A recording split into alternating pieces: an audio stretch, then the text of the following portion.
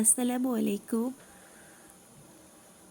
শীতের সন্ধ্যায় যে কোনো ভাজা পোড়া খাবার আমার কাছে অনেক উষ্ণতা এনে দেয়।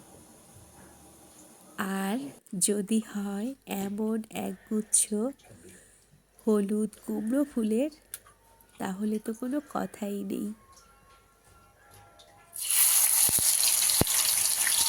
আমি এই চমৎকার হলুদ কুমড়ো ফুলগুলো আমাদের স্থানীয় বাজার থেকে সকালবেলা কিনেছিলাম।